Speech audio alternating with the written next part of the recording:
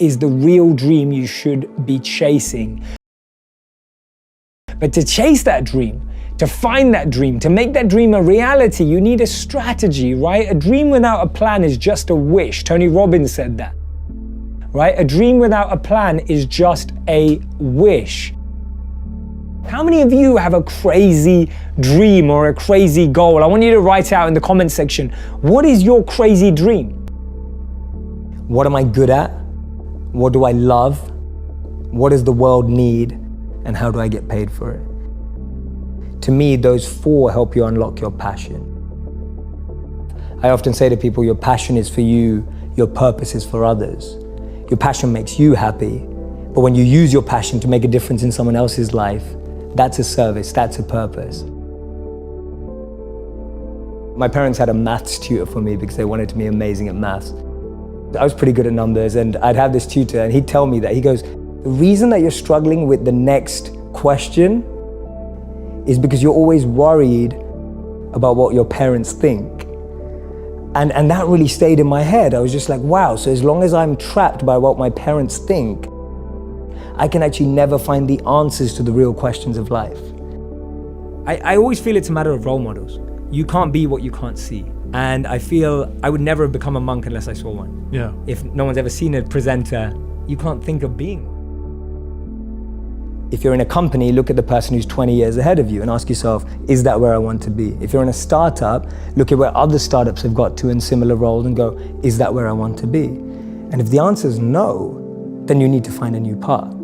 And for me, the answer at that time from observing was no. The path that my parents or society or the university I went to or the community I had that was carving out for me, it didn't feel like the path for me. So I was almost seeking an alternative or a new path.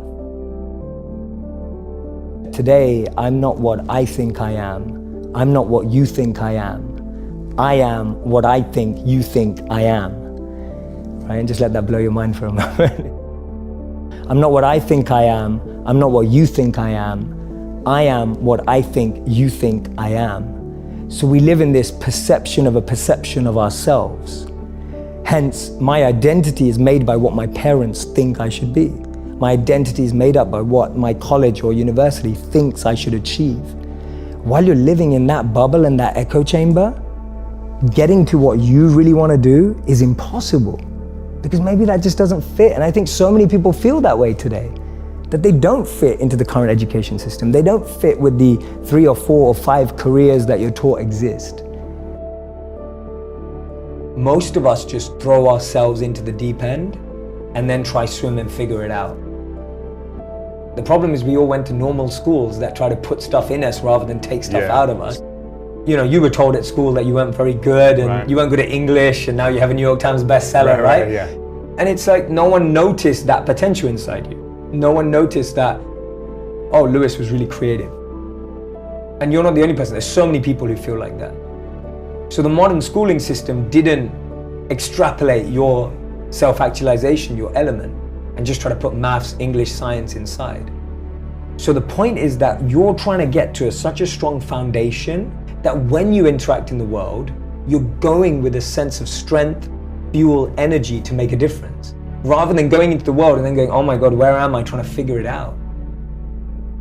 People were so far removed from their own understanding of themselves that they were either lost living a life they didn't want to, lost living up to someone else's expectations, or lost becoming someone to impress someone else.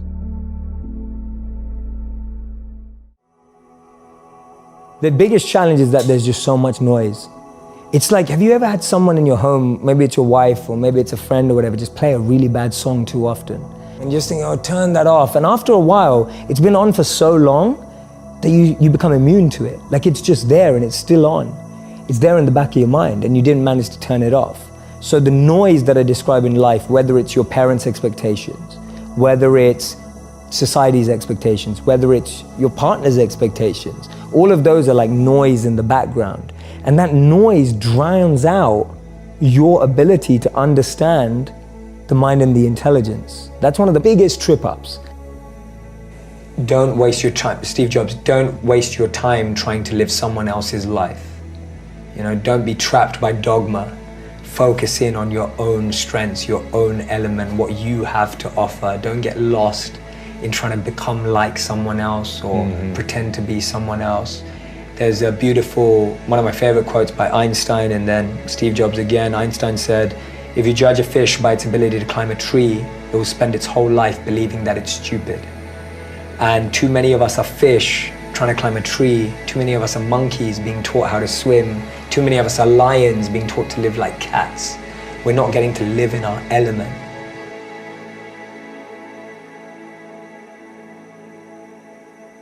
Priority is on the root of things, not the leaf or the symptoms.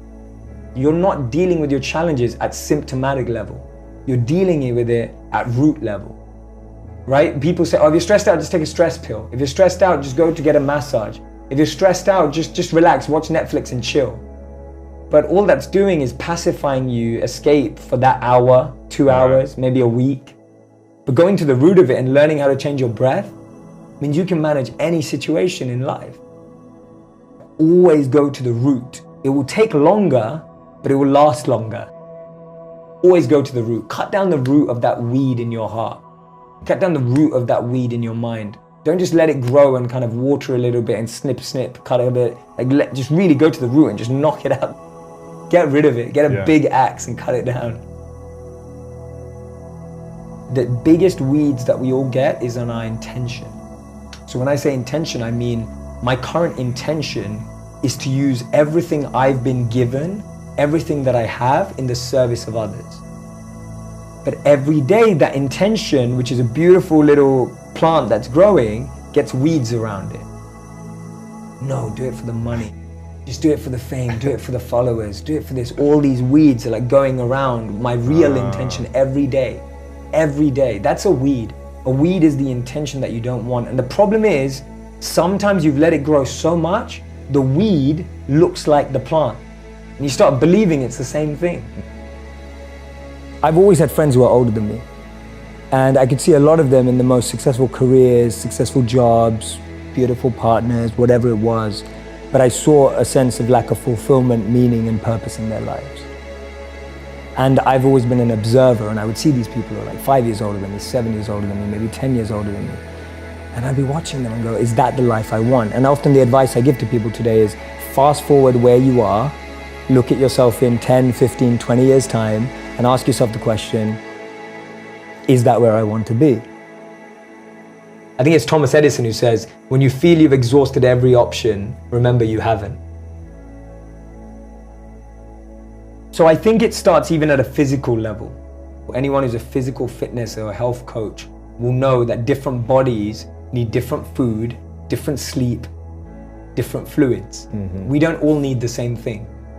Me and you with different body types can't do the same workout.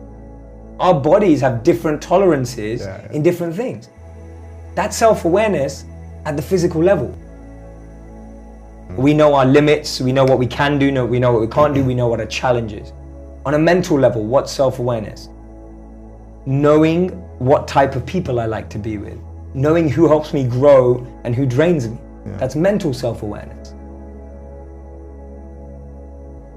I believe that the answers come from within and we're not asking the right questions. I feel we're always looking for the right answers, not the right questions. And the biggest companies that we respect today, the biggest organizations, all came from trying to answer a question. It all came from trying to solve a problem.